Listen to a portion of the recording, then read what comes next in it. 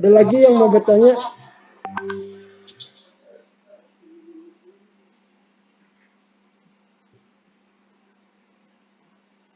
Kita berapa kali lagi sih kuliah? Kuliahnya sampai berapa kali sih? 16 ya? 16 kali ya?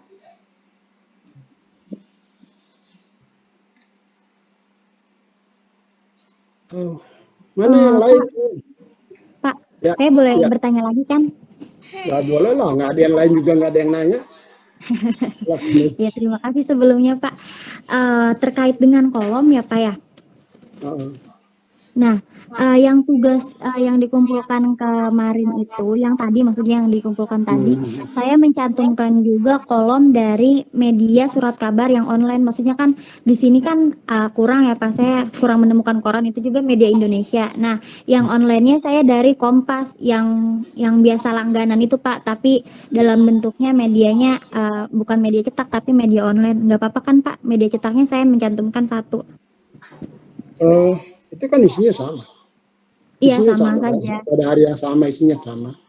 Yang dibilang Kompas cetak itu yang nggak semua lengkap, tapi yang lebih yang persis sama yang kita langganan Kompas ID itu. Berapa ya Betul sekarang? Pak, 50. yang itu yang saya cantumkan.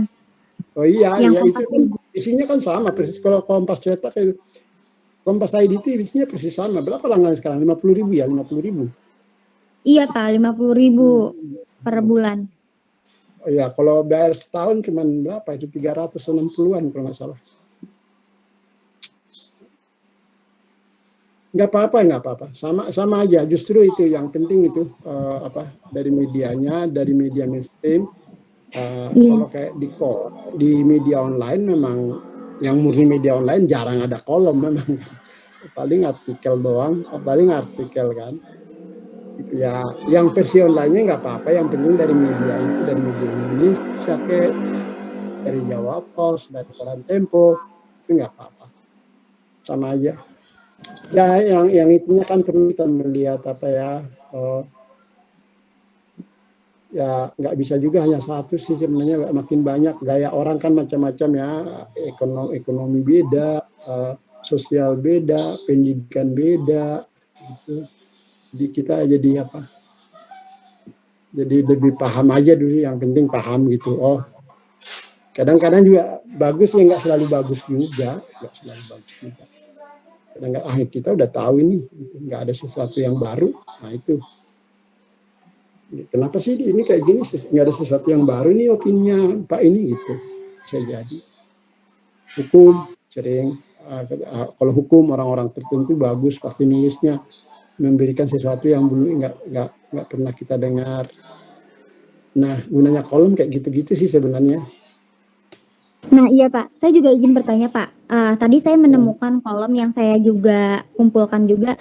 Kolomnya itu sebenarnya ada beritanya juga ya Pak, terkait pertemuan tentang penanggulangan bencana dan risiko ya. Karena kan sekarang pandemi sudah mulai berakhir ya. Jadi perkembangan untuk penanggulangan ini mulai digerakkan lagi, mulai motorik pergerakannya tuh udah mulai bergerak gitu kan.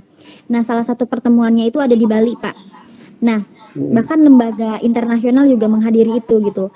Nah, dalam pergerakan itu kan beritanya juga ada di koran itu juga gitu. Terus lebih dalam bentuk opini atau dalam bentuk di sininya itu artikel kolomnya itu ada juga gitu. Mungkin kalau dalam bentuk artikel kolomnya itu ada persepsi yang dimunculkan gitu loh Pak. Berbeda dengan ketika kita memberitakan berita biasa gitu. Contoh yang hard news gitu kan, yang langsung gitu. Itu ada sedikit perbedaan.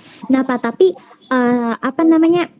Saya itu harus menemukan ketika titik temunya itu ketika saya ingin memadukan antara berita yang saya dapat, kemudian saya tulis juga beberapa di kolom, itu bagaimana Pak? Ya sebenarnya sih kalau udah ada beritanya di kolom itu kita hanya, itu yang disebut bahasa tadi pengandaian fakta. Jadi diandaikan orang sudah tahu faktanya. Jadi ringkasannya aja yang dibuat. Jadi dari ringkasan itu ketahuan kita mau membahas kemana gitu ya. Sebenarnya kalau di artikel nggak perlu terlalu panjang, tapi ya perlu juga sepanjang-panjangnya. Yang penting supaya orang tahu, mengerti. Anda ingat pojok ya, kalimat apa pokoknya itu bagaimana kita membuat satu kalimat dari satu persoalan gitu ya. Ya nggak mudah, kadang-kadang nggak belum tentu benar semua orang loh.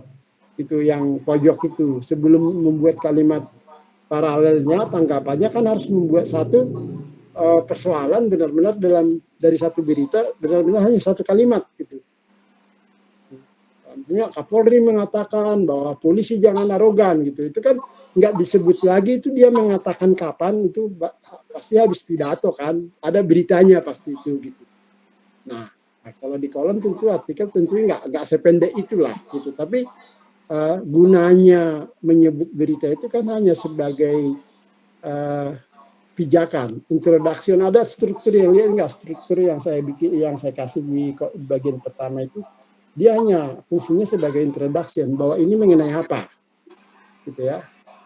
Nggak bisa juga kalau agak banyak gitu ya jangan, karena yang penting orang ini membicarakan pertemuan yang ada di Bali yang beritanya ada itu tuh, kayak seperti itu yang disebut pengandaian itu dia orang diandaikan sudah mengerti. Kira-kira gitu.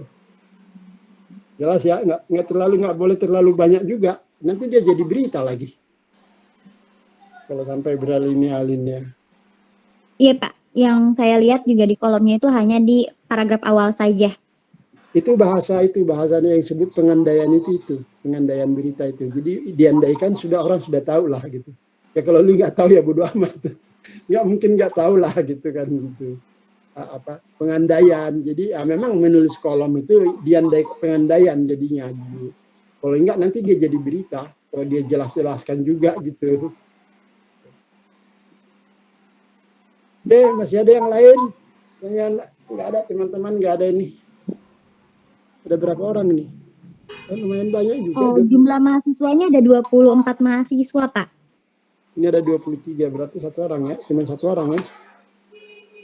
Bagus sih, ramai juga.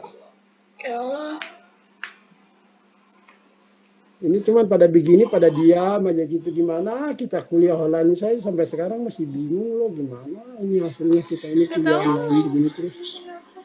Udah berapa semester? Tapi sudah ada beberapa dosen juga yang mengadakan offline, Pak, pertemuan offline. Nah, kalau menurut saya begini, mestinya kampus memberikan pengumuman. Sudah bisa pengumuman, sudah bisa bertemu kelas, tapi syaratnya bagaimana. Nah, saya orang yang tidak suka bertanya-tanya gitu. Kalau diam aja udah gitu. Ya udah, mestinya itu, kenapa dosen lain bisa, kenapa kita nggak bisa? Nah, kenapa kampus tidak membuat aturan yang jelas, kan gitu aja. Nah, saya nggak akan berani kalau dari kampus ada ini, karena menurut saya sih kampus harus membuat ini yang jelas ya. Kalau memang